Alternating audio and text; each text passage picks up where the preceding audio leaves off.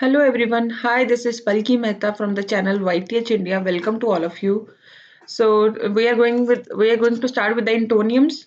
Today's first word is veneration. The meaning of veneration is the act of showing a lot of respect, to venerate someone, to give someone respect, to honor someone. जैसे वेनिरेशन को reverence भी बोला जाता है. Reverence का मतलब भी same होता है, रिस्पेक्ट देना. तो वेनिरेशन का एग्जैक्टली मतलब हुआ टू रिस्पेक्ट समवन. तो इसका ऑपोजिट क्या होगा? किसी को रिस्पेक्ट नहीं करना. तो ऑपोजिट एंटोनियम ढूंढना है, तो ऑपोजिट क्या होगा? डिसरिस्पेक्ट है. ऑप्शन में डिसरिस्पेक्ट है मतलब किसी को रिस्पेक्ट नहीं देना, इज्जत मान नहीं देना. फियर का मतलब होता है डरना. रेवरेंस का मतलब again reverence is respect, showing a lot of respect. Reverence मतलब रिस्पेक्ट करना, ऑनर करना. रिमोर्स का मतलब किसी चीज के लिए बहुत पछतावा होना या अपोलोजाइज करना. The feeling of being extremely sorry for something wrong. किसी चीज का बहुत ही सॉरी होना, पछतावा होना. तो वेनिरेशन का एंटोनियम यहाँ पे क्या होगा? Disrespect. Next is insolent. Insolent का मतलब होता है बहुत ही गंदा behaviour, rude behaviour, showing a lack of respect, rude behave करना. The behaviour of that man is very insolent towards me. उसका बिहेवियर मेरे प्रति बहुत ही रूड है, बहुत ही डिसरिस्पेक्टफुल सा बिहेवियर है. तो इसका ऑपोजिट क्या होगा? एक बहुत अच्छा बिहेवियर होना या बहुत ही फ्रेंडली बिहेवियर जो बिल्कुल रूड ना हो, बहुत ही अच्छा बिहेव करना. तो ऑप्शंस आर इग्नोरेंट. इग्नोरेंट का मतलब जिसको इग्नोर, जिसको नजरअंदाज किया जाए. प्राउड का मतलब बहुत ही प्राउडी फील होना, बहुत अपने बारे में ही सोचना, अपने बारे में ही बात करना, प्राउड, अपने बारे में बहुत अभिमान होना. लॉडेबल का मतलब होता है प्रेज़ करना, जो जिसकी प्रेज़ की जाए, जिसके लिए बहुत उसके लिए हम अच्छा-अच्छा बोला जाए, लॉड करना उसको बोलते हैं लॉडेबल. हम्बल का मतलब जो बहुत ही ग्राउंडेड हो, डाउन टू अर्थ हो, बहुत अच्छा मॉडेस्ट वे में बिहेव करे, बहुत रिस्पेक्टफुली बिहेव करे. इसको बोलते हैं humble. He has a very humble behaviour. तो इंसोलेंट का ऑपोज़िट क्या होगा? इंसोलेंट का मतलब होता है बहुत ही र्यूड, बहुत ही गंदा बिहेवियर. और हम्बल का मतलब बहुत ही अच्छा बिहेवियर, जिसको मॉडेस्ट बिहेवियर भी बोला जाता है, मीक भी बोला जाता है. तो the antonym of insolent will be humble. Next is urban. Urban तो everybody knows, urban and rural. Urban is connected with city. जो सिटी की पॉपुलेशन को बोला जाता है अर्बन पॉपुलेशन. और अर्बन पीपल जो सिटी में रहते हों, जो मेट्रो सिटीज या बहुत ही अच्छे डेवलप्ड सिटी, डेवलप्ड कंट्रीज को भी बोला जाता है, these are the urban countries. जो डेवलप्ड सिटी में रहते हो, डेवलप्ड टाउन में रहते हैं, उनको बोलते हैं अर्बन. और रूरल बोलते हैं जो बहुत ही विलेज, बहुत विलेज में, विलेज को बोलते हैं गाँव, गाँव में रहते हैं, उनको बोलते हैं रूरल पीपल. जो जो छोटे शहरों में रहते हो या छोटे गाँव में रहते हो, उनको बोलते हैं रूरल. रस्टिक, उनको भी कैरेक्टरिस्टिक्स ऑफ रूरल लाइफ है, जो रूरल गाँव की जो लाइफ होती है उसका ही एक पार्ट है रस्टिक, इसको बोला जाता है. सिविल का बोलते हैं connected with people who live in a country. जो बहुत ही सिविलाइज्ड, जो बहुत ही सिविलाइज्ड का मतलब बहुत अप टू डेट हो, पूरा आज तक मतलब जो अप टू डेट है, जो बिल्कुल भी पुराने ख़्यालात के नहीं है. फॉरेन का मतलब दूसरी कंट्री, दूसरे देश को बोला जाता है फॉरेन. तो अर्बन का ऑपोज़िट यहाँ पे antonym, we are dealing with antonyms. So urban का ऑपोज़िट क्या होगा? रूरल.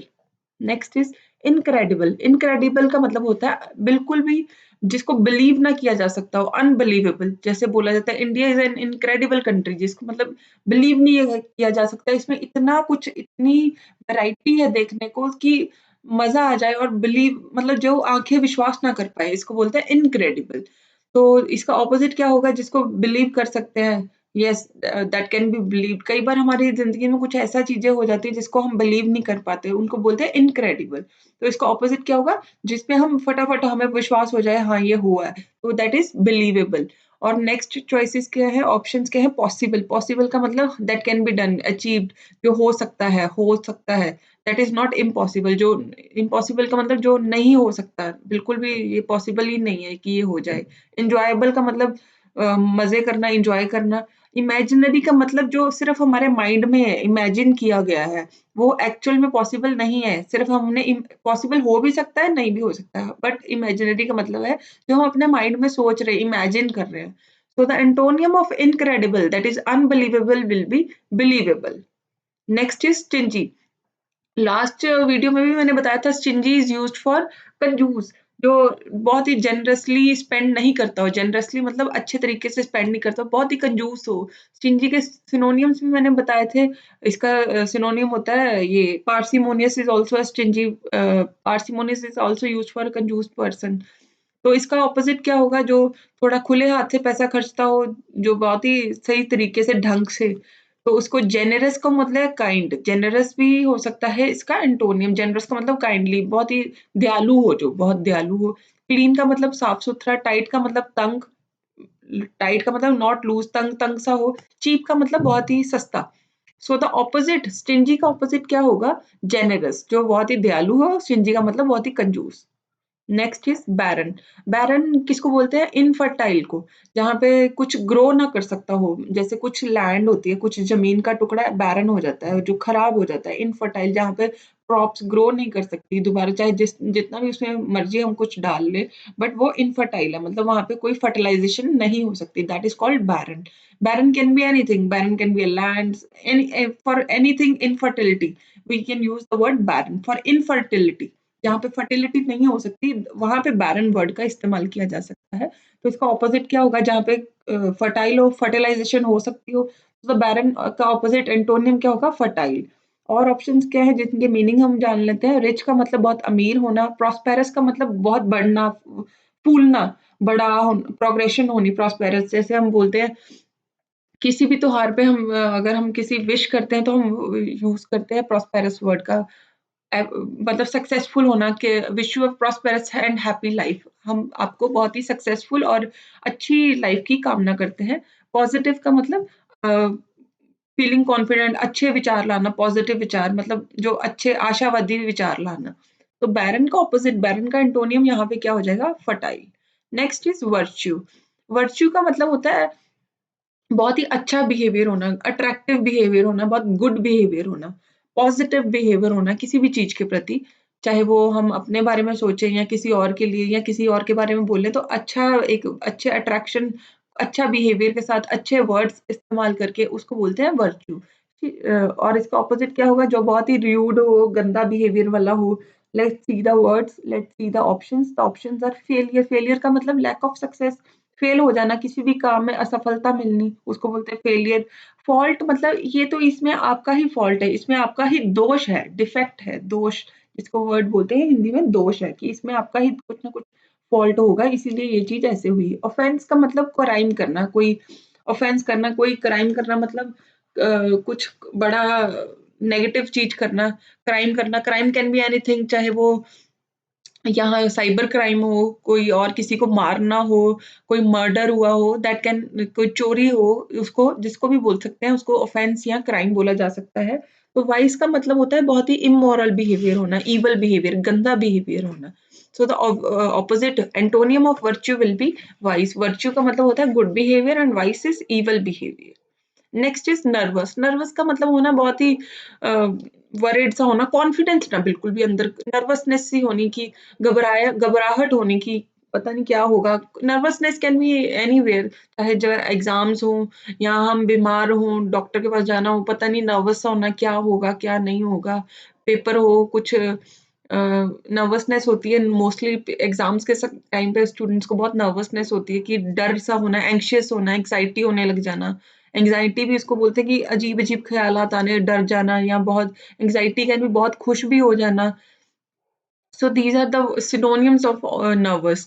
तो नर्वस का ऑपोज़िट क्या होगा? बहुत ही बिल्कुल शांतमयी होना, नर्वस का मतलब बहुत डरा हुआ होना, शांतमयी होना मतलब कंपोज़्ड, काम एंड कंपोज़्ड होना, शांत है बिहेवियर, बिल्कुल कॉन्फिडेंट है अपने आप में, अपनी फीलिंग्स के ऊपर कंट्रोल है, तो उसको बोलते हैं कंपोज़्ड, जिसका अपनी आंतड़ियों पे, अपनी फीलिंग्स के ऊपर बिल्कुल कंट्रोल है, उसको बोलते हैं कंपोज़्ड। फ्लॉलेस का मतलब होना जिसमें कोई भी फ्लॉ नहीं होना, परफेक्ट होना, जिसमें कोई भी गलती नहीं, कोई एरर नहीं है, उसको बोलते हैं this is a flawless. Immature का मतलब जो मैच्योर, जो ग्रोन अप नहीं हो, चाहे दिमाग से हो, चाहे बॉडी से हो, वो ग्रोन अप नहीं है, उसको बोलते हैं इमैच्योर। स्मूथ का मतलब बिल्कुल प्लेन, बिल्कुल उसमें कोई भी वो ना हो, रग ना हो, बिल्कुल स्मूथ हो, उसको बोलते हैं smooth. So the opposite of nervous, nervous का मतलब बहुत घबराहट होना, उसको ऑपोजिट क्या होगा? कंपोज़, जो बहुत ही अपना काम है, शांत है, बिल्कुल अपने आप में कॉन्फिडेंट है, उसको बोलते हैं compose. So the antonym of nervous will be composed. Next word is confident. Confident का मतलब होता है बिल्कुल अपने आप पे विश्वास है, हर चीज़ feeling sure about your own ability. मुझे पूरा कॉन्फिडेंस है कि मैं ये कर पाऊँगी, मुझे पूरा अपने आप पे विश्वास है कि आई कैन डू दैट। तो इसका ऑपोज़िट क्या होगा? बिल्कुल भी विश्वास ना होना अपने आप पे, अपने आप पे विश्वास ही नहीं है, शर्म आ रही है, मतलब कुछ कॉन्फिडेंस सा पैदा नहीं हो रहा कि मैं ये कर पाऊँगी कि नहीं। So the options are diffident. Diffident का मतलब होता है not confident. Exact opposite of confident is diffident. बिल्कुल अपने आप में कुछ विश्वास ही नहीं है, डिफिडेंट उसको बोलते हैं। वरीड का मतलब होता है परेशान होना। Pessimistic, optimistic and pessimistic are 2 very common words. Optimistic का मतलब होता है आशावादी, पेसिमिस्टिक का मतलब होता है निराशावादी। हमेशा नेगेटिव ही सोची जाना कि ये तो हो ही नहीं पाएगा, मुझे इसमें होप ही नहीं है, होपलेस हो जाना। मुझे इससे होप ही नहीं, उम्मीद ही नहीं है कि मेरे से ये हो पाएगा। अपना नेगेटिव थिंकिंग सोचना उसको बोलते हैं पेसिमिस्टिक बिहेवियर। डिप्रेस मतलब किसी चीज़ को लेके बहुत होपलेस हो जाना, डिप्रेशन में चले जाना, ये क्या हो गया, सोचना, क्या होगा, डिप्रेस्ड, हमेशा नेगेटिव। ये सब ये इसके सिनोनिम्स है पेसिमिस्टिक के, डिप्रेस्ड होना, वरिड होना। So the opposite antonym of here confident, they have asked the antonym of confident. So antonym of confident will be diffident. That means not confident. Next is explicit. Explicit का मतलब होता है clean and easy to understand. बिल्कुल जिसको आराम से समझा जा सके। He has a very explicit behaviour. Explicit behaviour का मतलब बिल्कुल ही उसका साफ-सुथरा बिहेवियर है, कोई उसमें वो छुपा-छुपा नहीं खेल रहा वो। मतलब जो भी है उसके दिल में वो अपने मुँह पे बोल रहा है। He has a explicit behaviour, clean and easy, जिसको जिसको हम आराम से समझ सकते हैं। तो इसका अपोज़िट क्या होगा? जिसको हम समझ नहीं सकते, जिसका बिहेवियर बहुत अजीब-सा हो या कुछ भी, किसी भी चीज़ को लेके हम उसको वर्ड को यूज़ कर सकते हैं। तो एल्यूसिव का मतलब होता है जिस चीज़ को हम समझ ना सके, डिफिकल्ट टू फाइंड, डिफाइन, जिसको हम बयान भी नहीं कर सकते हैं जिसको अच्छे से, उसका मतलब होता है एल्यूसिव। एल्यूसिव का मतलब होता है saying, writing that refers to another person, किसी और के बारे में बताना या किसी और के बारे में लिखना। एम्बीडेक्स्ट्रस का मतलब होता है जो एक इंसान दोनों हाथ साइमल्टेनियसली यूज़ कर रहा हो, दोनों हाथों से एक ही बारी में लिख रहा हो, चाहे राइट हैंड और लेफ्ट हैंड दोनों से एक ही टाइम पे लिख रहा हो। एम्बिगुअस का मतलब होता है जिसको हम एक ही चीज़ के डिफरेंट मीनिंग्स होना, उसको बोलते हैं एम्बिगुअस। जैसे एक वर्ड के कई बार कितने मीनिंग्स होते हैं, that word is called ambiguous. So the antonym of explicit here is elusive. So these are the words for today. अगर आपको मेरी वीडियो अच्छी लगी हो तो प्लीज़ लाइक, शेयर और सब्सक्राइब करें ताकि आपको आने वाली एंटोनियम्स और आने वाले इंग्लिश के और सब्जेक्ट्स के बारे में आपको पूरी वीडियोज़ मिलती रहें। Thank you so much.